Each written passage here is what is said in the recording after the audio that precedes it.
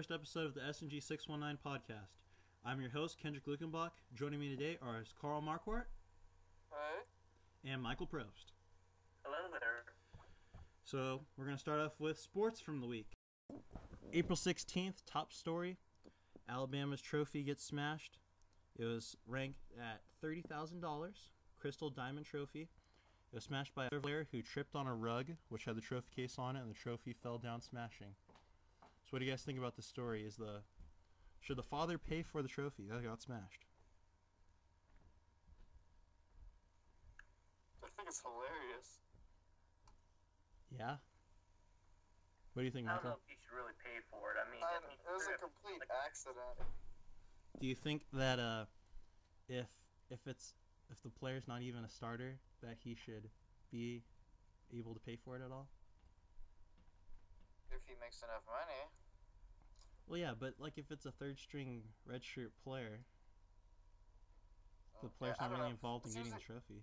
Seems like it's a really bad spot to put it if it was able to break because somebody tripped on a carpet. Really? Yeah, it's pretty funny though. Like, seriously? And this has happened before. It has happened in 2008 and 2006 before, the trophy getting smashed. NCAA is probably going to replace it, but, you know, the father should be a little bit at fault. Why didn't they take some precautions so it wouldn't happen again? I mean, Really? careful. Yeah. Tuesday, April 17th, the 2012 NFL schedule gets released. Are there any big games on the schedule that you guys are looking forward to? Michael, go ahead. Yes. I'm actually looking forward to New Orleans at Green Bay in Week 4. It's going to be a good game, good matchup right there. Yeah, I like it. It'll be a good playoff preview. Those teams will probably match up in the championship game. But it'll be a different Saints team with their coach getting suspended. The Packers have lost a lot of receiving members, so we'll see how they do. How about you, Carl? Looking forward to New England and Baltimore. New England's got that really strong offense. I don't know how they're going to do this year, but, you know, Baltimore's got that really strong defense, too. So it's going to be very interesting to see two powerhouse offense and defenses fight it out on each other. You know what I mean? Yeah, I like it. One matchup I'm really looking forward to is the 49ers playing the Giants. It'll be a really interesting matchup since that'll be a NFC Championship game rematch. But it'll also be interesting to see Giants players now on the 49ers out of free agency, including running back Brandon Jacobs and wide receiver Carl, do you know what that guy's name is? Mario Manningham. Mario Manningham, thank you very much. After he made that big catch for the Giants that probably won them the Super Bowl. But there are some big matchups we're not going to see. We won't see the Broncos play the Colts, so we won't see Peyton Manning play his former team. We won't see Andrew Luck play Cam Newton, which was a big college football rivalry. And we won't see Andrew Luck play Robert Griffin III after they're both drafted. Andrew Luck's probably going to go to the Colts, and Robert Griffin III is probably going to go to the Redskins. What do you guys think? Are you guys missing these games at all on the schedule? On the baseball schedule? No, the football schedule, Carl. Okay. Well, moving on to Wednesday's story on April 18th. Tennessee women's basketball coach Pat Summitt retires. This is a emotional deal for women's basketball because she's a coach who really put on the spot starting out in the 80s when no one really cared about women's basketball. So I don't know much about women's basketball, but she must have been very important to the She looks like Hillary Clinton.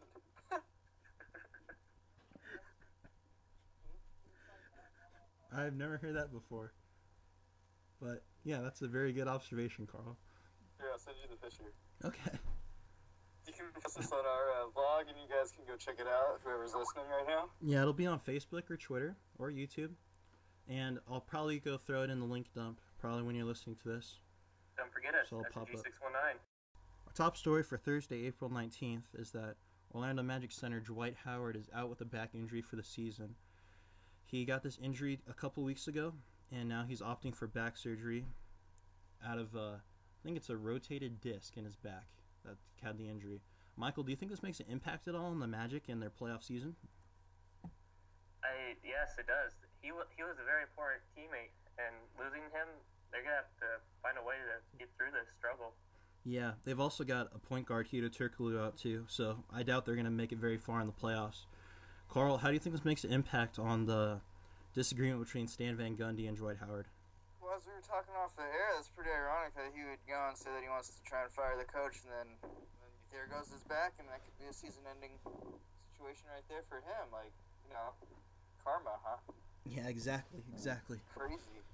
So, Stan Van Gundy's actually going to be the key to this team, when a month ago we were hearing Dwight Howard saying that he wasn't going to be important to it at all.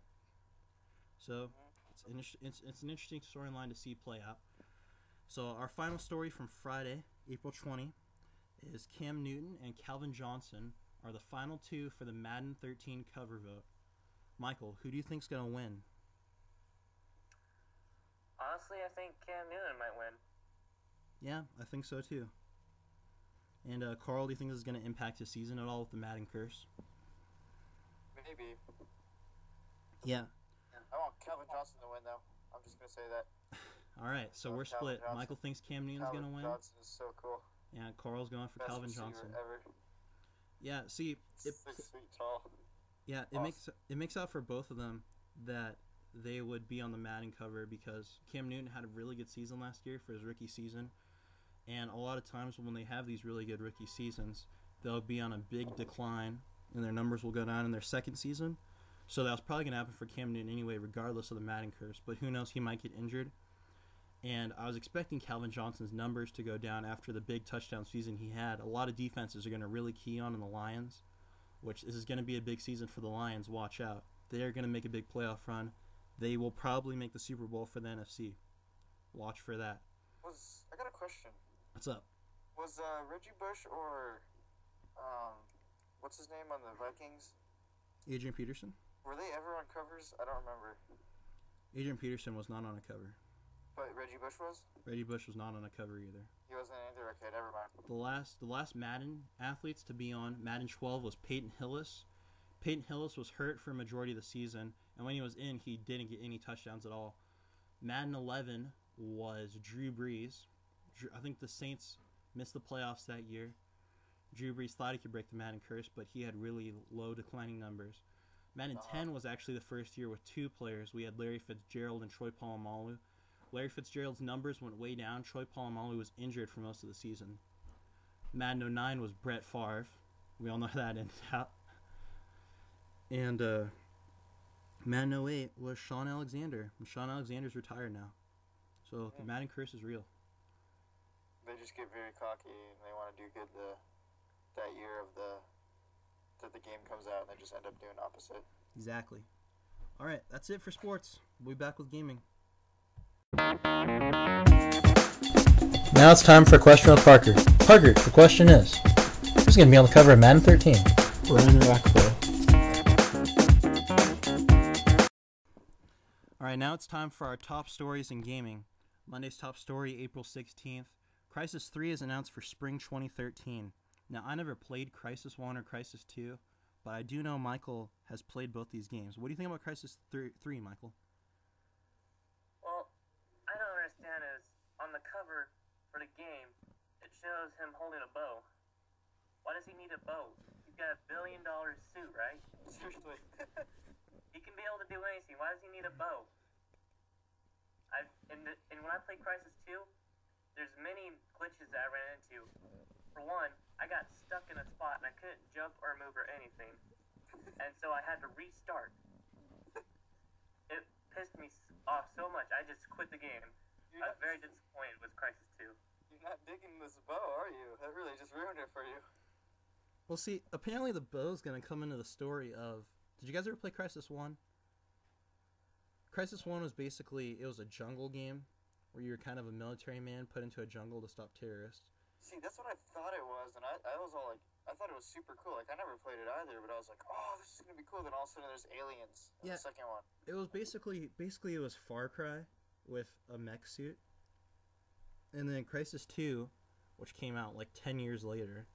Yeah. You were in New York with your mech suit, but like other people had mech suits and you were fighting and everything. So basically what they're doing for this one is they're going to take the jungle setting of 1, put it into 2, and apparently no one has guns anymore. So you're back with the bows and everything from 1. Cool. So Have you ever? Go ahead. So I think the bow isn't really gonna be the only weapon you have, but I think they're just putting it on there just to kind of get that theme of the jungle setting in New York in. Well, what you were saying about. Go on, Carl. What you were saying about how it's like Far Cry, how like it had aliens or whatever in the jungle, or you know what I'm talking about, right? Yeah.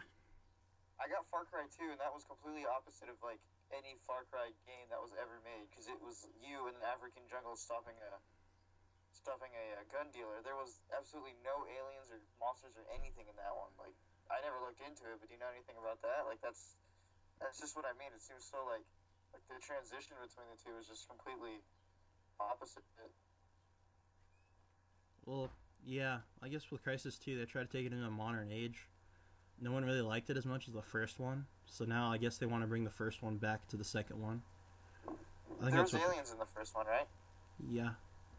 They kind of brought them in later in the game, though. Or yeah, I think so. They probably copied Halo. Who knows though? If you're listening to this and you've played Crysis, please let us know in the comment section. Because honestly, I don't like Crysis. I never played it. So yeah, let us know in the comment section below. Do you also agree with me if you think this is true? Anyone that just played Crysis, you got $1 billion suit. You should be able to do all kinds of shit. You don't even need a gun. You're so limited with this $1 billion suit, and you need to get weapons and stuff. It's not making sense to me. Yeah, they might go for a Metroid thing where you got to go find it, but who knows? All right, Tuesday, April 17th, Halo 4 announced for November 6th, 2012. Yes. So, what's up? What do you guys see that you liked from this? Game Informer ran the story for their May issue. You probably got it in your mailboxes. If you don't have it, go down to GameStop, check it out. There's also a good link on Game Informer. We'll post that on Twitter. You can check us out there. And, yeah. What do you guys see from Halo 4 that you like? Everything. I'm looking forward to the co-op stuff. That's gonna be some fun stuff right there. Yeah, that's interesting. That's actually, it's called Spartan Ops. Spartan Ops is basically once a week you'll get 5 missions and a story. It's going to be like a TV show with you and 3 of your friends. You're going to pick it up. You're going to go play it. You're going to go through these 5 missions, and then it's going to leave you on a cliffhanger. And that brings you coming back into the next week. So far, they're planning it for 1 season. They're going to have 20 weeks of new content, and if people respond to it, really like it, they'll keep on doing it. And it's going to be free. It's not going to be paid DLC like Call of Duty would do. I really like that.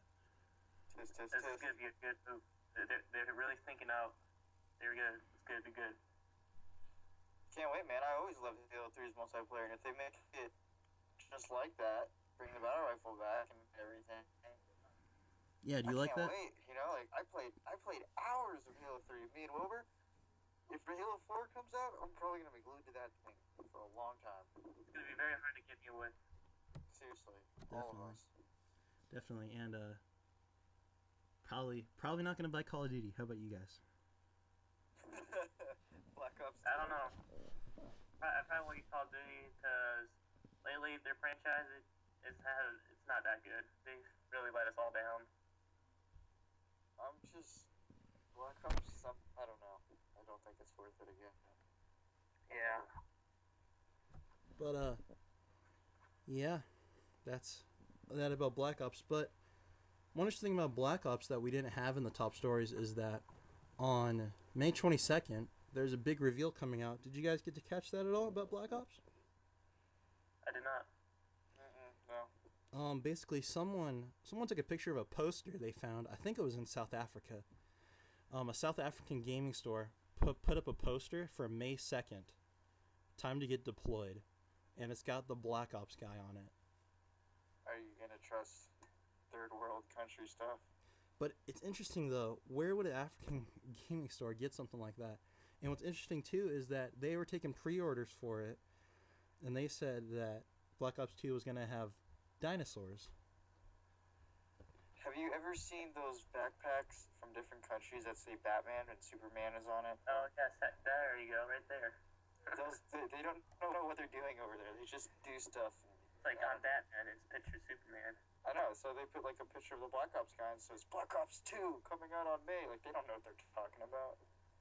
So, you know, they have no money down there, yet they're able to make this stuff. It's just weird.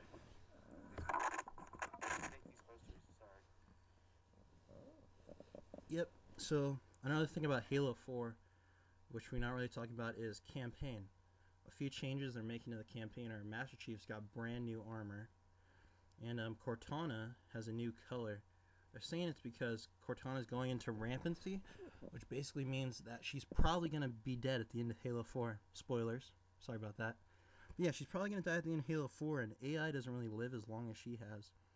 And she's got a new color. She's not purple anymore. It's more of a blue. Not really as hollow. Kind of starting to look like a person. What do you guys think? Is this going to be a big deal for Master Chief to lose Cortana? I think so. She's been there since the beginning with him. It's always been Cortana and Master Chief. It's going to be like saying Batman and Robin.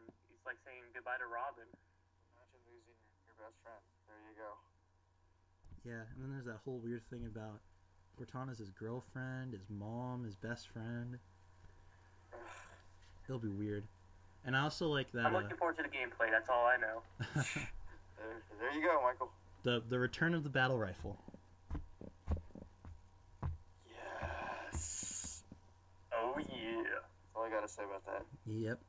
And I wonder if they depowered it or increased it, because in Halo 2 it took like 3 bursts and they were dead. In Halo 3 it took like 5 or something. I don't remember the exact number, but everybody knows what I mean. yeah, we'll see. They've also got the DMR coming back. I wonder if the DMR is going to be really more powerful than the battle rifle to make you want to use it. Oh boy. Well, we'll see. It'll be interesting. One thing you can notice from the DMR on the pictures on it is it's got a longer barrel. I wonder if they're doing that. So you know how Modern Warfare puts in like the G3 and single shot weapons for people that like single shot weapons. Oh yeah. Some like if you have a preference for that, they put that in there for you. I don't know. Just the MK14 is a one-hit kill, by the way. Yeah, and they had carbines in Halo. Is that coming back? Better. I don't know. They haven't talked about Covenant weapons. They're saying that basically when the game starts out, as we saw from the E3 trailer last year, Cortana wakes up Master Chief from his tube, and he wakes up because the ship's blowing up. And the ship's blowing up because there's Covenant invading it. So what we're going to see is brand new elites and brand new grunts with new armor. But they're saying that they're going to land on this Forerunner planet with a brand new threat. So what I'm confused is, are we going to fight these Covenants at the beginning of the game? Are we going to kill these Covenants, and that's the last of them we see for the entire game, we fight something completely new? What do you guys think? You probably will run into them on the planet.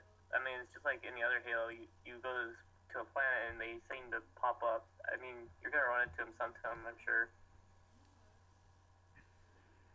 What do you think, Carl? We're fighting a new enemy. Yeah. Like it's new completely to the series. Yep. I wonder if it's like the Forerunners or some like technologically advanced like civilization they left behind. That was really nerdy. We'll see. You know what I mean? I'm thinking it's going to be like Mass Effect when we found out about the Protheans, just out of nowhere. Hopefully the ending will be a little bit more Yeah. to the Halo fan liking. And then in 2017, we'll be able to finish the fight. Mm-hmm. Yep. Another interesting thing about the multiplayer is, have you guys gotten a chance to look at the new Spartans? I have not. Okay. Well, basically, the new Spartan armor is a lot lighter, a little more different. They're not Spartans like how Master Chief is. They're not tank bred from when they're children. Basically, what they did was they took soldiers and ODSTs, this is another interesting thing. The rookie from ODST could be in the multiplayer as a commanding officer, but we'll have to see that. That's a rumor out there right now. Basically, what they did was they took soldiers and ODSTs, injected them with a super soldier serum like Captain America, and then put them in Spartan armor and gave them new training. And that's where we're getting all these Spartans from. So there's more Spartans? Yeah, there's thousands and thousands of Spartans. And you're talking about single player, right? Yep, single player and multiplayer. Send me a link on those. I want to see what those look like. All right, definitely. There's actually a book out right now. If any of you listeners want to check it out, it's called Halo Glasslands, available at your local bookstore. And basically, the Glasslands are about the Arbiter when it found Halsey, at the end of Halo 3, and she started a new Spartan program and took soldiers and ODSTs, the best of the best. Interesting. Johnson might be a Spartan. Johnson is a Spartan. Okay. Well, he's like a Spartan 1 or something. Okay. Well, I could You didn't know that? armor. No, I didn't know that. But one thing I don't like about the new Spartan armor is the helmets are really dumb. Again, I need to see them. I remember you sending them to me. I just didn't really. They're have a like chance to look at them. they're like cubes that look like ninja helmets. I'll just search it.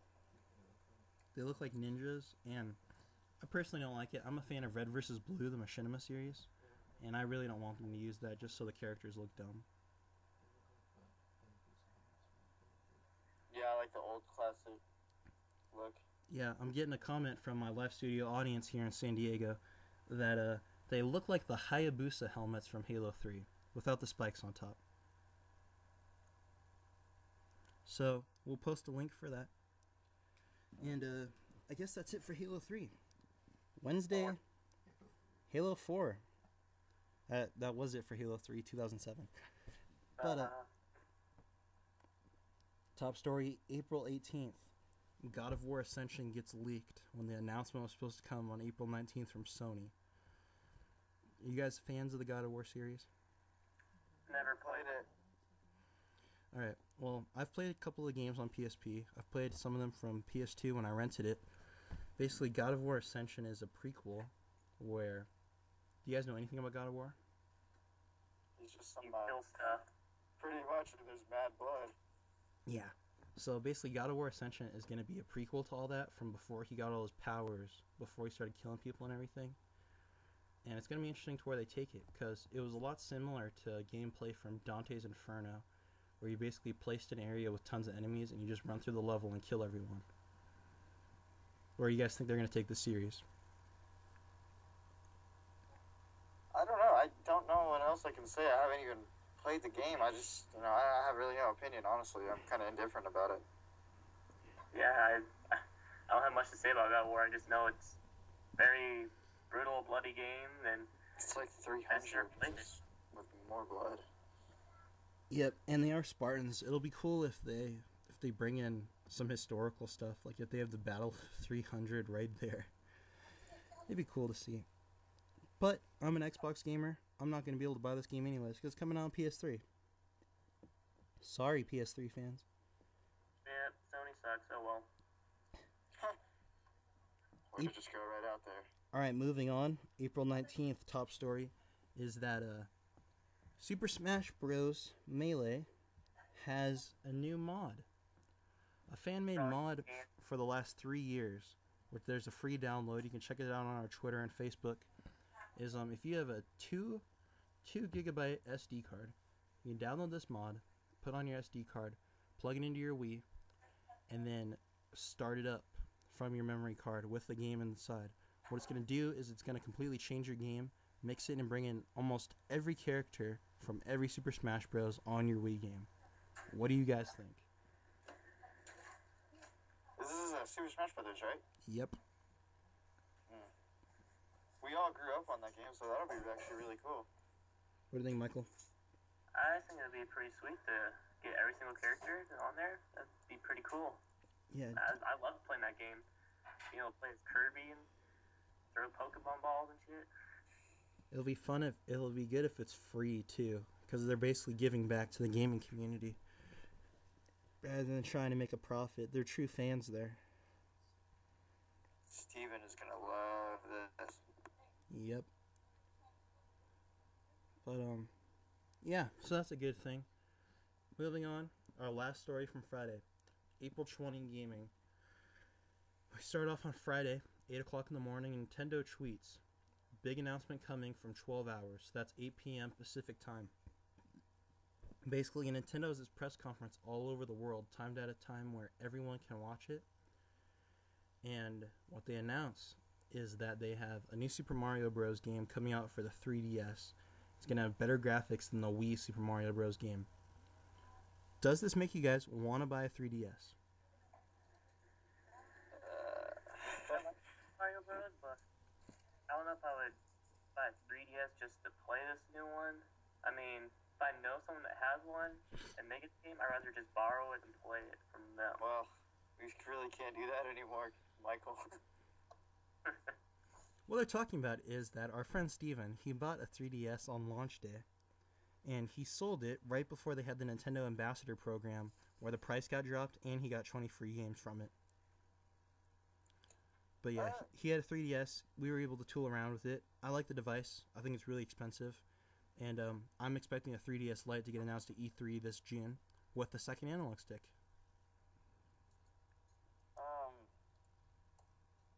I don't know. Super Mario was that kind of game where like it has to be everybody's favorite game growing up. But to buy a $300 3DS just to buy that game seems like a little too much. At least wait for like a price drop or something, if you know what I mean. I think it's $129 right now, actually. Yeah. Nonetheless, it just seems like too much just for that game. And how much is that game? It's probably going to be $40. Yeah, so you're going to be spending mad money on it. But the interesting thing about this announcement is they've got this game coming out. It's the perfect time for them to make a 3DS Lite and bundle it. That is. Like, they could do that. That'd be a smart move. Even better, they're talking about making a 3D Majora's Mask remake or a 3D Link to the Past remake. Both of those games could get announced at E3. Boom, 3DS Lite. 3 bundles of 3 top games. For how much? Probably going to be $150. The bundle. That'd probably be worth buying if you got that. Yeah. Worth it. And by then, you've got Ocarina of Time's really cheap. Super Mario 3D Land's a really good game. That'll be cheap. I like Star Fox. Star Fox will be cheap. You just have to see what the future holds on this one. Yep. We'll have to see. I can't wait for E3. I can't wait for E3. E3's in less than 2 months. And counting. Probably 43 days from now. Seems like such a long time. It's actually not, though. Are you guys excited for E3? I'm looking forward to it. I want to see some Battlefront footage. Come on. It's got to be. It's got to be Battlefront 3. This has got to be the year. We're having so much leaked stuff. It's got to be the year. Did you hear, though, that, like, George Lucas didn't want to make one or something like that? Like, I was looking that up. I don't listen to anything George Lucas says. Or what's it called?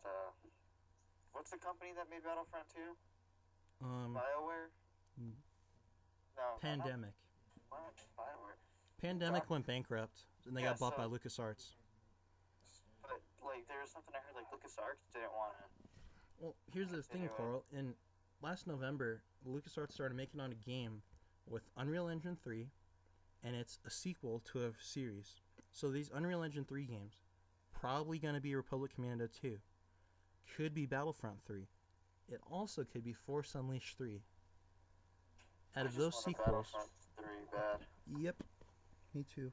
Me too. What do you want to be announced at E3, Michael? I want to see some more stuff for Halo 4. Oh, yeah, that too. Yeah, they're probably going to have a demo of that. And we'll probably bring you some more news before E3. But we will have a live stream of E3 going up. We will have instant reactions. That's in the planning process right now. That's coming for the future. As far as everybody's concerned, honestly, are we kind of like over Call of Duty for the most part? Pretty much. Because I remember every E3 we ever watched, we were just ready to see what Call of Duty had to bring. What was the new Call of Duty? Blah blah blah. Now it's back to Halo. It feels like childhood's coming back. This is the first year where I'm actually tired of Call of Duty because they do the same thing over and over and over. And MW3 try to do different things, but it's still the same thing. It's like Sonic the Hedgehog. It's gotten as bad as Sonic the Hedgehog. It's just the same thing every year. And I bought the special edition of MW3 last year. I was pissed. Oh boy. I wish I hadn't bought that. You don't even want to talk about that. Yep, the journal is pretty cool of soaps, but you know, I don't really like Black Ops. I will buy it at Christmas if it's $40 and there's zombies. That's the one thing that'll catch us is zombies. It's probably not worth it. I'll probably end up buying it when it's... I'm not going to buy it at launch day, but when it's really cheap, I'll buy it for zombies. It's going to be like a couple years, though. Zombies make you want to buy the game. Yep. When I'm looking for the Microsoft end of their conference, Xbox 720.